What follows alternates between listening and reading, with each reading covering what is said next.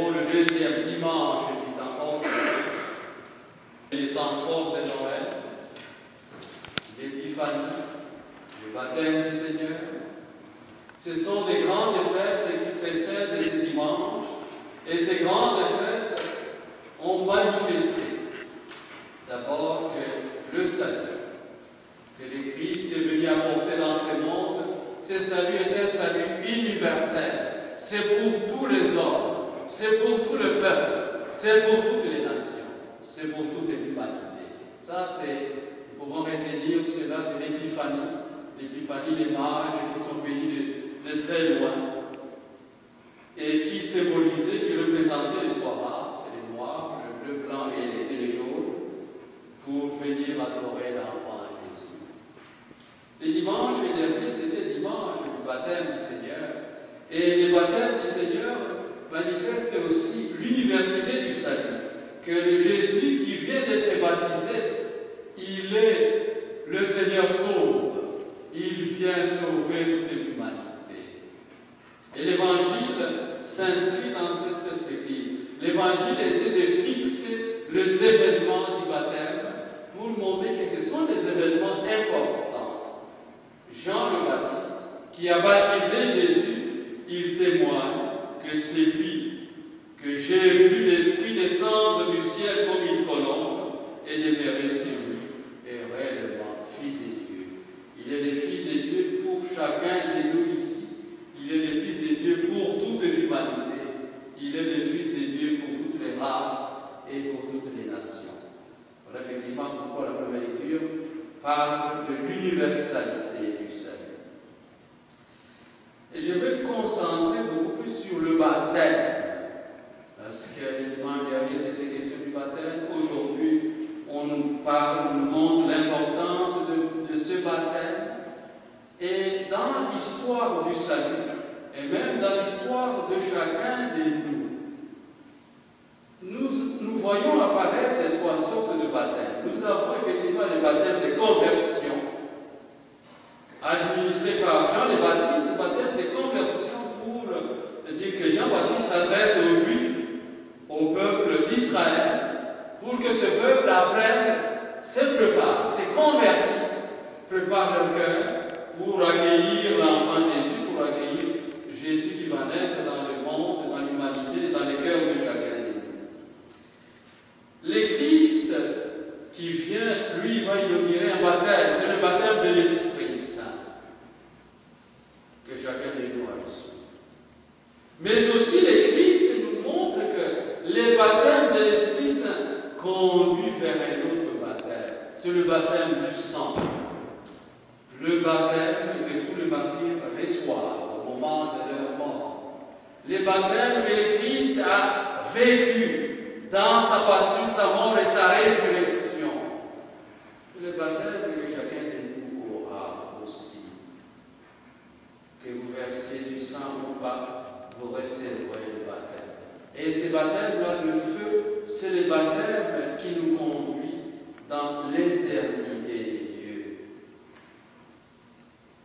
Alors, si nous parlons de baptême, qu'évoque le baptême dans notre vie? Le baptême, d'abord, c'est l'eau.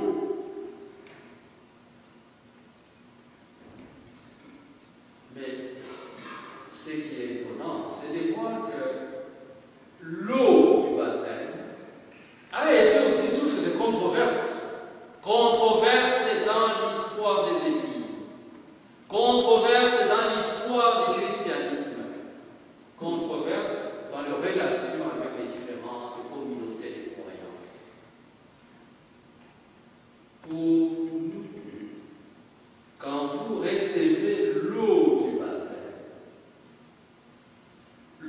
du baptême, c'est une eau remplie de l'Esprit Saint. L'eau du baptême, c'est une eau remplie de la grâce de Dieu. L'eau du baptême, quand vous la recevez, vous êtes configuré au Christ. Vous devenez un avec le Christ. Ce n'est plus moi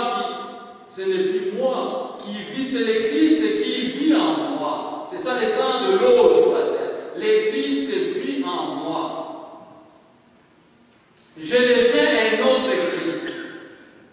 je suis configuré au Christ.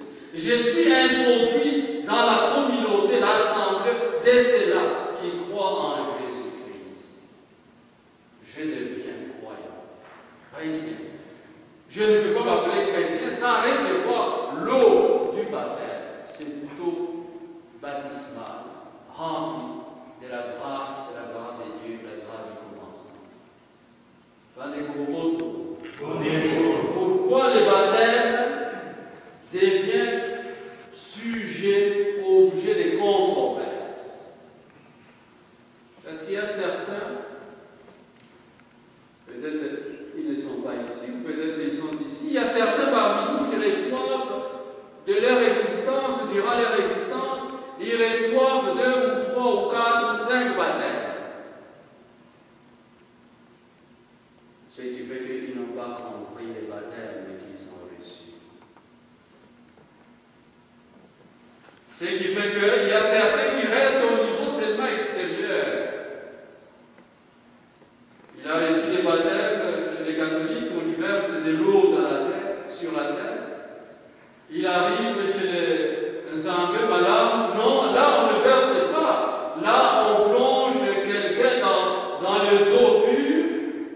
Et là on lui dit que c'est ça le vrai baptême. Ce que tu as reçu là, ce n'était pas le vrai baptême, parce que le Christ lui-même a été plongé dans les eaux du Jourdain.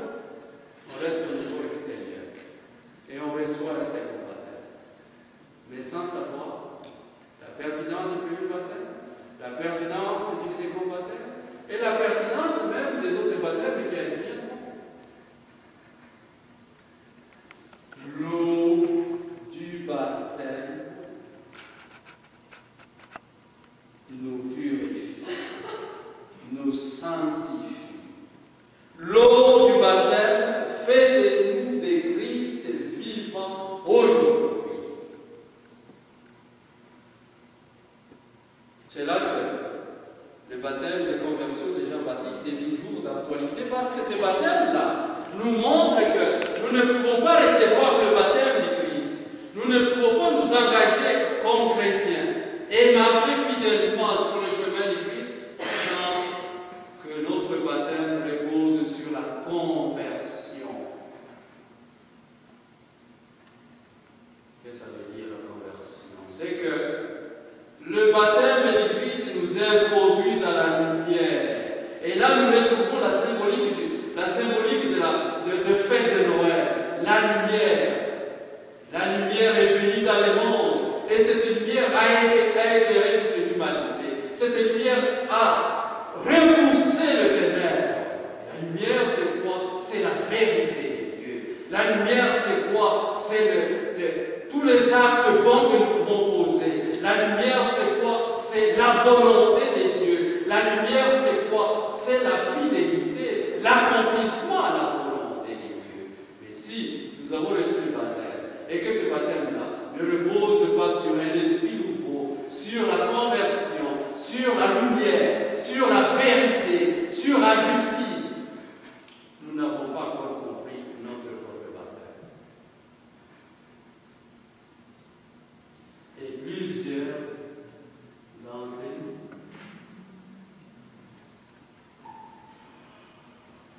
nous ont du mal effectivement à prendre conscience qu'ils doivent vivre conformément à leur baptême. Le baptême, c'est l'introduction dans une vie de responsabilité et d'engagement. Comme responsabilité dans une vie d'engagement et de responsabilité, le baptême nous exige, nous invite à marcher dans la droiture, dans la fidélité, dans la pureté, sur le chemin qui conduit vers Dieu. Mais nous vivons notre baptême comme si c'était de l'eau versée sur les ailes de Canaan.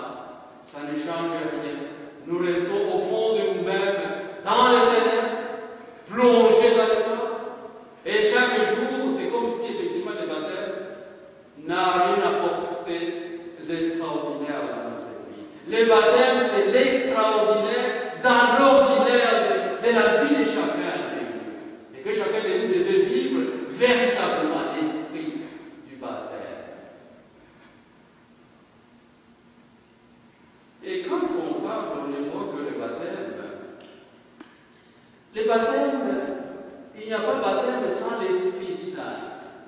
C'est-à-dire que dans notre vie personnelle, c'est l'Esprit qui nous unit à Dieu. C'est l'Esprit qui nous réconcilie avec Dieu. C'est l'Esprit qui nous réconcilie avec les autres. C'est l'Esprit Saint qui nous aide véritablement à vivre le mystère de notre baptême dans l'effusion de l'Esprit de Christ.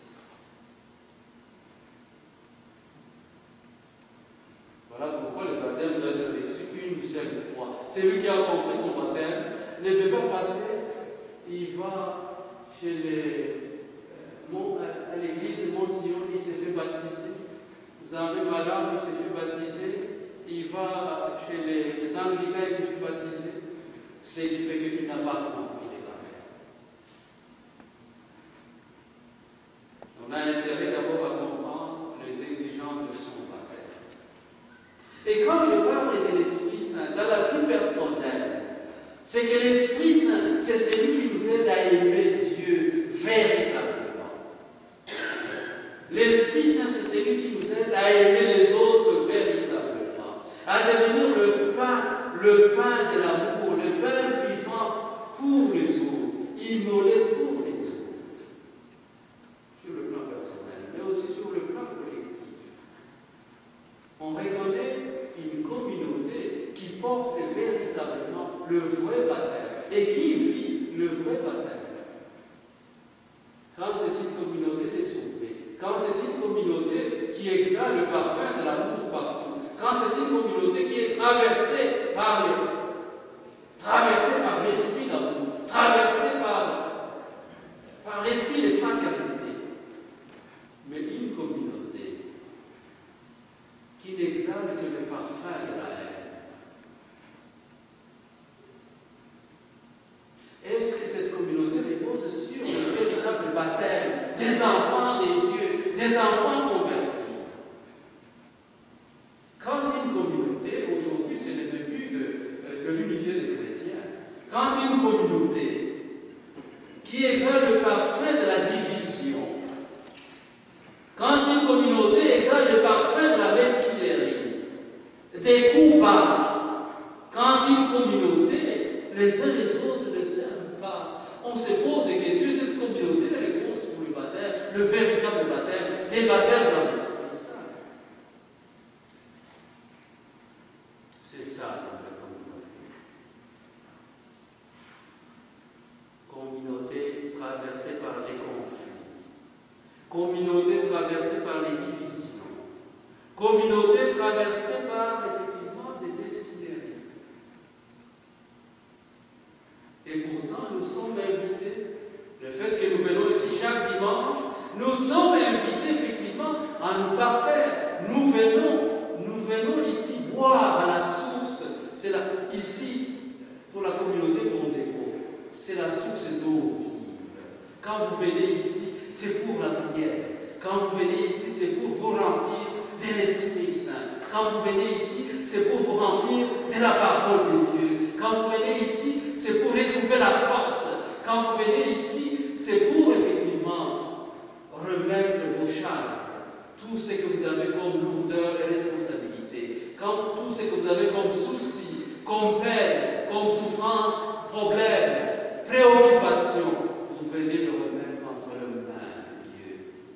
Parce que nous vivons une communauté des sanctifiés, une communauté de ceux qui ont été convertis, traversés par l'esprit du baptême, l'esprit du Christ. Mais si vous venez dans la communauté ici, chaque dimanche, venir vous bagarrer ici. C'est bien de fermer les portes.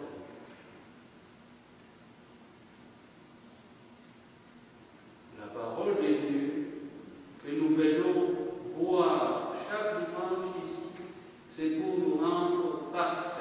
C'est pour nous aider à devenir les enfants de Dieu, à être configurés au Christ, à vivre sous l'action de l'Esprit Saint, et que nos actes, là où nous vivons, puissent se manifester, puissent attirer d'autres à venir écouter cette parole de Dieu, à venir entrer dans cette communauté des sanctifiés, à venir vivre dans cette communauté le ont reçu l'esprit du baptême, l'esprit du Christ, et qui sont à la recherche de Dieu nuit et jour.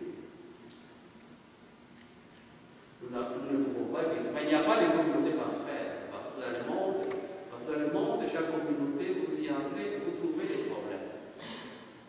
Mais nous devons faire un effort, cette année 2014, que notre communauté puisse grandir en humanité, que notre communauté grandisse dans l'amour du Christ, que notre communauté devienne une communauté missionnaire, que partout où nous habitons chez nous dans nos quartiers, que là, le parfum de l'amour, le parfum de l'évangile, le parfum de l'Esprit Saint, le parfum de l'unité du rassemblement, le parfum de l'accueil puisse effectivement attirer les autres vers nous et les orienter dans la communauté mondiale. C'est là effectivement notre mission.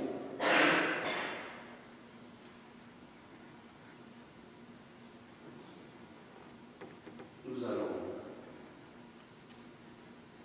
nous mettre debout et nous allons professer notre foi, mais aussi demander pardon au Seigneur pour nos péchés.